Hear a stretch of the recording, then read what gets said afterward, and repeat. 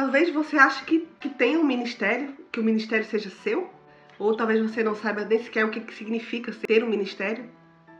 Nesse vídeo eu vou falar para você o que é verdadeiramente um ministério e como servir no ministério, como ser parte de um ministério. Vou te dar exemplos práticos de mulheres da Bíblia que tiveram ministérios fora da caixinha e que você talvez nunca pensou que fosse um ministério, mas que foram um ministério, são um ministério ainda hoje e foram louvados e foram descritos na Bíblia para a honra dessas mulheres. E eu quero que você fique até o final desse vídeo porque tenho certeza que você vai ser muito edificado e vai sair surpresa daqui. Se essa é a primeira vez sua nesse canal, Clube do Aconchego de Deus, esse é um canal cristão que existe para edificar a tua fé. Se você é cristão, se você deseja ver vídeos que vão inspirar você, te encorajar, te edificar na fé cristã, então esse é o seu lugar. Não esquece de ativar o sininho para receber as notificações de novos vídeos e deixar o teu like no fim desse vídeo porque me ajuda muito a continuar. Então vamos começar? Bem, antes de mais, eu quero desmistificar a história de meu ministério. Primeiro, o ministério não é seu, o ministério é de Deus. Porque tudo que nós fazemos é sobre Ele, para Ele e por Ele. Então não tem nada nosso. É para Deus e em prol do próximo. Deus vai nos dar a capacitação, os dons, os talentos, e nós vamos usá-los em prol do próximo para Ele. Então isso quer dizer a palavra ministério. Então tira já a dicionário o meu na frente da palavra ministério, tá bom? Podemos agora começar a falar de ministério. O que significa a palavra ministério? Ministério quer dizer serviço. Vem da palavra grega diáconos. É isso mesmo, é que algumas igrejas chamam de diaconia. E a diaconia nada mais é do que o serviço em prol dos santos. A gente vai estar falando agora um pouquinho sobre os tipos de ministério. Vamos pensar em ministério um pouquinho fora da caixa. Muitas das vezes a gente pensa em ministério sobre aqueles ministérios que está lá na frente cantando, louvando, ou o pastor, ministério que aparece muito, uma liderança de jovens, uma liderança de escola dominical, enfim. Nós pensamos nesses ministérios que aparecem muito. Mas se a gente olhar para a Bíblia, a gente vai ver ministérios e mulheres que viveram o Deus muito fora da caixinha. Está falando desses tipos de ministérios de mulheres da igreja primitiva que foram realmente mulheres que vivenciaram o serviço para Deus, a diaconia, com todo o seu coração, inclusive foram louvadas na Bíblia por Paulo. Nós vamos falar um pouquinho desses ministérios, para que você conheça e também seja encorajado a buscar fazer a vontade de Deus, servir na obra de Deus, não apenas lá na frente, no púlpito da igreja, mas em todo o lugar onde o Senhor te chamar e onde se fizer necessário um ministério. Então vamos lá. Quero começar falando do ministério da assistência financeira. Você nunca ouviu falar? Pois é. Nós vemos que mulheres que tinham condições financeiras relevantes e boas naquela época tiveram um ministério de assistência financeira a Jesus. Mulheres da igreja como Joana, Maria Madalena, cujos estudiosos dizem que era uma mulher de posses, Susana. Então a gente vê aqui mulheres que contribuíram para que o ministério de Jesus pudesse continuar.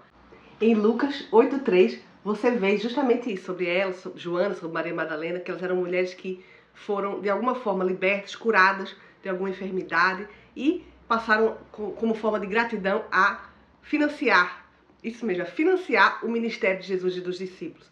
Então se esse é o seu privilégio que você tem em prol da igreja, prol do serviço do evangelho, que você possa financiar o ministério, a obra do Senhor com os seus bens materiais, então faça como um ministério, como foi na vida de Joana.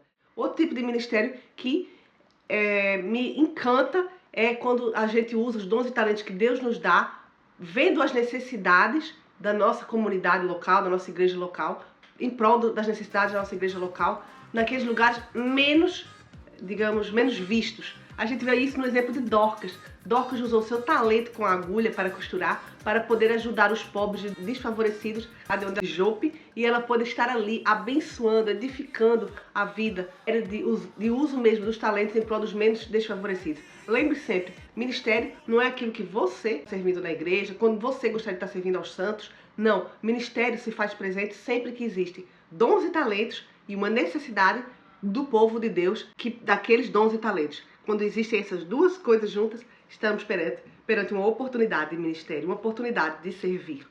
Dorcas, ela também era uma mulher com posses, mulher que praticava tantas boas obras e tantas esmolas na sua comunidade local. Ela tinha o Espírito de Deus queimando no seu coração para usar todos os seus talentos, os seus dons, com a agulha da costura, para poder servir a sua comunidade local, os pobres, os desfavorecidos, com o que ela tinha de melhor, que era o seu dom, o seu talento de costurar. Pode ler sobre o ministério e a vida de Dorcas em Atos 9. E outro tipo de serviço em prol da igreja, em prol dos santos, que é o ministério da hospitalidade, que a gente tem um exemplo muito forte na Bíblia de Lídia. Lídia é um exemplo de uma mulher que usou tudo o que tinha em prol do serviço a Deus, a Jesus e à igreja. Ela usou suas riquezas, porque ela era uma empresária próspera, rica, uma empresária da veste de púrpura, que era um comércio bastante promissor naquela época. Ela tinha condições financeiras, ela tinha fome e sede de conhecer a Deus. E quando ela se converteu, ela chamou imediatamente, convidou o apóstolo Paulo e todos aqueles que estavam com ele para virem para sua casa se hospedar ali. Ela tinha o ministério da hospitalidade muito forte, queimando no seu coração. Ela queria ajudar e fazer tudo o possível para que o evangelho se expandisse. Ela abriu as portas da sua casa e isso é um ministério lindo e maravilhoso, que a gente possa também hoje abrir as portas da nossa casa sempre que seja necessário para abrigar pessoas novos convertidos ou então irmãos já antigos da igreja que precisem de conversar, que precisem de se sentir abraçados, quem sabe convidar para um chá, quem sabe convidar aquele irmão que você vê que está mais desanimado, um irmão que é hospitaleiro e que tem um ministério da hospitalidade no seu coração. Esse é um outro ministério que você pode ler mais, que foi um exemplo na vida de Lídia. Livro de Atos, capítulo 16, em diante você vai encontrar a informação que você precisa para conhecer um pouco mais dessa história dessa mulher de grande fé. Sabe, seu ministério seja um ministério de cooperação, como o de Priscila e de Áquila. A gente vê que nas cartas de Paulo, em Romanos, por exemplo, ele fala, Romanos 16, 3 a 5, saudai Priscila e Áquila, meus cooperadores em Cristo, os quais pela minha vida arriscaram a sua própria cabeça. Saudar igualmente a igreja que se reúne na casa deles. Ou seja, a gente vê que eles também eram cooperadores, mas não só, eles eram hospitaleiros. Eles abriam igrejas, fundavam igrejas, tinham esse grande esforço ministerial juntamente com Paulo, e depois ficavam encarregue das igrejas, enquanto Paulo saía e ia para outros locais, eles ficavam evangelizando, cuidando das ovelhas, e junto com Paulo iriam receber, debaixo das orientações de Paulo, eles iriam dando continuidade ao trabalho iniciado. Eram apóstolos, né, porque abriam igrejas. E não só mantinham essas igrejas em cooperação com Paulo de pé na fé cristã.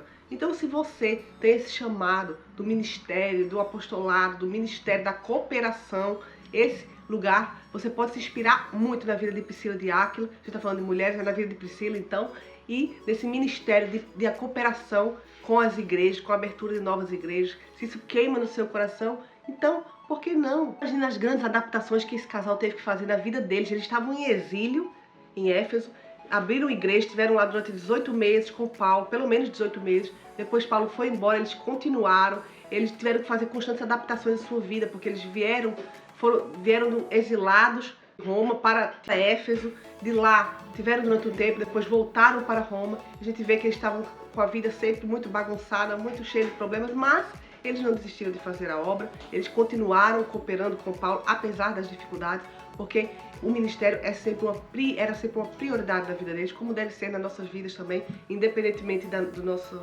circunstância, nós precisamos servir e o ministério tem que vir como uma prioridade, assim como foi na vida de Priscila, na vida de Áquila, na sua e na minha. Então, o ministério que a gente vai estar falando é o ministério da liderança. E a gente vai ver aqui a serva líder, Fíbe. A gente vê que Fíbe foi escolhida por Paulo para uma grande missão, levar a carta que Paulo tinha escrito à igreja, aos romanos, a carta aos romanos. Ela foi a pessoa que levou essa carta, então ela teve uma grande missão naquela época. E a gente vê que ela era uma serva líder. A palavra quando fala de Fíbe, fala que ela era uma prostatis diáconos. Então, diáconos quer dizer servo. Prostatis, líder, uma serva líder. E você pode se perguntar se é serva líder? Sim, porque no reino de Deus tudo funciona ao reverso. O primeiro é o último é o primeiro.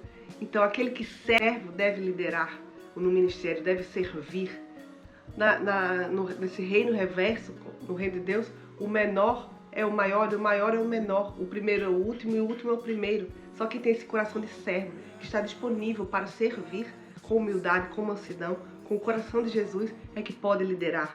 E a gente viu esse coração de humildade, de mansidão em Fíbe. A gente vê isso porque Paulo deu a ela uma grande missão. Da igreja de Secreia, uma prostatis diáconos, ou seja, uma serva líder. A gente não sabe que tipo de liderança ela exercia naquela igreja, porém devia ser algo muito importante para que Paulo se referisse a ela desta forma. Eu vou ler uma partezinha desse livro que fala sobre esse assunto, que vai ajudar vocês a entenderem um pouquinho o que significa ser um diáconos, uma diaconia. O que significa essa diaconia. Quando Paulo apresenta Fíbe aos cristãos romanos, ele primeiramente a descreve como diáconos. E depois diz, ela tem sido protetora de muitos, e de mim, inclusive. Romanos 16:2.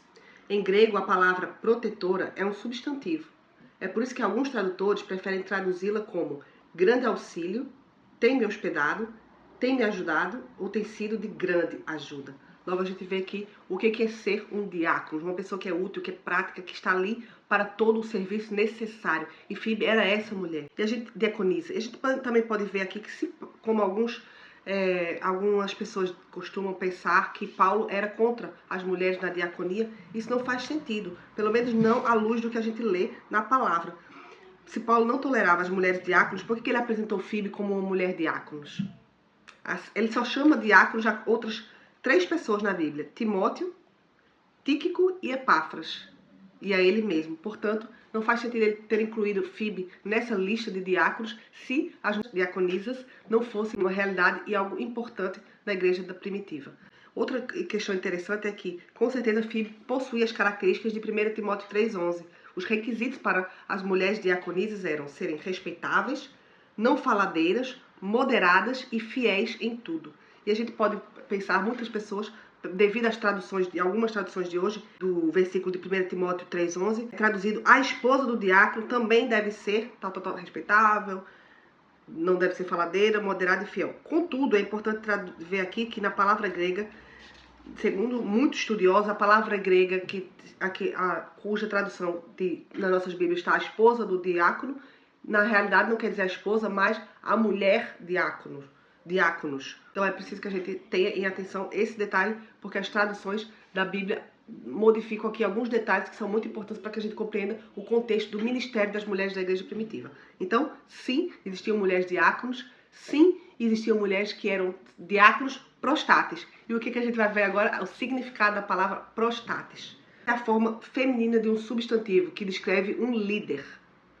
Quando Paulo se refere a Fíbe como prostates, em Romanos 16:2, ele pode ser que ele estivesse essencialmente encorajando os cristãos de Roma a receberem-na bem, visto que ela era uma líder, uma protetora de muitos, e de mim inclusive. E era tanto um diáconos quanto uma líder na igreja em Cencreia. Paulo confiava tanto nela que entregou a sua preciosa carta aos cristãos em Roma. Então, a carta aos Romanos, que nós bem a conhecemos, não é? A liderança no reino de Deus é invertida. Então, não há melhor forma de liderar do que através do serviço, servindo. O próprio Jesus, ele pegou na toalha, ele pegou na bacia e serviu nos últimos momentos para nos ensinar que o maior no reino dos céus é aquele que lava os nossos pés, é aquele que nos serve, é aquele que morre por nós. Esse é o maior. Então, ao contrário da nossa visão de liderança no mundo, né? Então é interessante a gente ver que no ministério de liderança na igreja, o maior será sempre aquele que serve mais, aquele que é o servo de todos, como o próprio Jesus Cristo foi. E esse é o líder. E possivelmente Fíbe tinha essas qualidades, uma mulher protetora, uma mulher servil, uma mulher humilde, e que com certeza era respeitável, era moderada, era fiel em tudo, e não faladeira, como os requisitos de 1 Timóteo 3,11 o definem. Agora vamos falar de algumas mulheres que talvez não sejam tão conhecidas, que foram pouco referidas na Bíblia, mas que a sua pequena referência faz todo um sentido, como mulheres que tiveram um ministério tremendamente importante para Paulo naquela época. Elas são referidas, por exemplo, em Romanos 16:6, saúdem Maria, que trabalhou arduamente por vocês, saúdem Trifena e Trifosa, mulheres que trabalham arduamente no Senhor, saúdem a Pérside, amada Pérside, outra que trabalha arduamente no Senhor. Romanos 16:12. Vemos aqui essas mulheres que trabalharam arduamente, diligentemente, com zelo, com devoção ao Senhor. E a gente vê que naquela época o trabalhar para o Senhor vinha juntamente com a placa, né, de perigo, de perseguições, grandes perseguições até contra a sua própria vida. E hoje, felizmente, a gente não sofre com esse tipo de perseguição, pelo menos não aqui no Ocidente, ainda contra a nossa própria vida, por sermos cristãs, por exercermos um ministério, um serviço para Deus.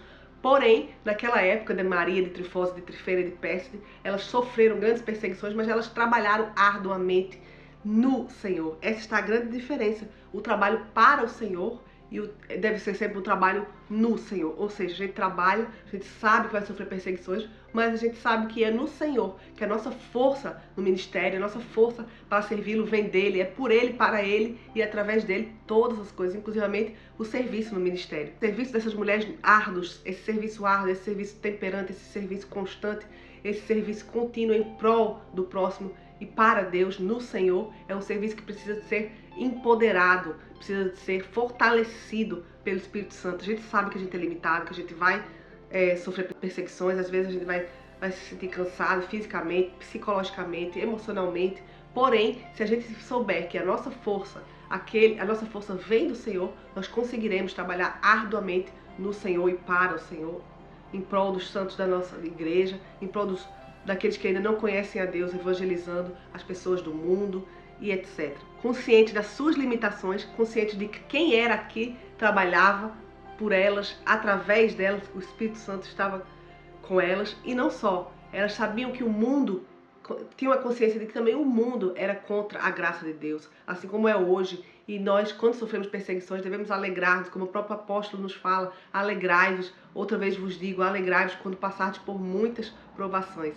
Então, se você está vivenciando essas provações no serviço a Deus, continue árduo, mesmo que o trabalho seja árduo, mesmo que seja difícil, mesmo que por vezes você se sinta cansado, sabendo que você não está sozinho, que o Espírito Santo de Deus está fortalecendo você, te capacitando e te levando para onde Ele quer que você o sirva. Então, por fim, vemos o ministério de Lloyd e Eunice, mãe e avó de Timóteo, e o ministério da maternidade. De Lloyd, que era a avó de Timóteo, para com Eunice, a mãe de Timóteo, de Eunice para com Timóteo, sua mãe. Então a gente vê aqui o ministério da maternidade. Só quem nunca teve um filho, uma filha, sabe o trabalho árduo que é a maternidade. Esse é um trabalho de preparar a nova geração no Senhor, de encaminhá-la nos caminhos, levá-la, de guiá-la através dos caminhos do Senhor, para que ela, quando for grande, não se desvie dele também. Então a gente precisa, muitas das vezes, o trabalho da maternidade já de si é um grande ministério que nós mulheres temos na nossa vida, como que deve ser uma grande prioridade para nós, saber que ele é valoroso. Embora muitas das vezes no mundo a gente não venha a ser reconhecido, o Senhor valoriza esse ministério de forma tremenda. Timóteo conseguiram incutir nele duas coisas muito importantes que qualquer ministério da maternidade deve fazer em prol dos seus filhos, que é a fé genuína em Deus, 2 Timóteo 1,5, e o sólido alicerce do conhecimento nas Escrituras, que está em 2 Timóteo 3, de 14 a 17. Uma fé sem fingimento, uma fé genuína, foi aquilo que elas passaram para Timóteo. O alicerce dele era a palavra de Deus. Ele era um homem que tinha o seu firme fundamento na palavra e na fé genuína. Paulo fala para Timóteo: tu, porém, permanece no que aprendeste e de que foste inteirado, sabendo que o aprendeste, de quem o aprendeste, e que desde a infância sabes as sagradas letras, que podem tornar-te sábio para a salvação pela fé em Cristo. Então a gente vê aqui que ele foi inteirado, ele aprendeu, ele foi educado no Senhor, desde pequeno, nas sagradas letras, na fé genuína, no exemplo prático da mãe Eunice e da avó Lloyd. Então a gente vê aqui que o ministério que foi de grande valor para Paulo, de grande ajuda para Paulo, foi o ministério que é muitas das vezes um ministério de bastidores, é um ministério que não é muito reconhecido no mundo, da maternidade, cada vez menos, né? As pessoas lidam com a maternidade como se fosse algo que fosse tirar da mulher algo, quando muito pelo contrário, talvez seja o ministério mais importante de todos, que é preparar a nova geração. Então, esse é o vídeo de hoje. Eu espero que você tenha gostado desses ministérios, que você possa talvez olhar com um bocadinho de carinho para cada uma desses ministérios, dessas mulheres da igreja primitiva, e quem sabe você já tem aí uma porta de entrada para servir, um dom, um talento especial em algum deles. E esses são apenas alguns exemplos, existem muitos outros. Eu queria que você deixasse aqui nos comentários, servindo na igreja, qual desses ministérios você não conhecia, que você também vai começar a olhar para ele com outros olhos. E a gente se vê no próximo vídeo desse canal. Espero que você tenha gostado. Não esquece de deixar o teu like, o teu comentário, e a gente se vê por aqui. Tchau, tchau!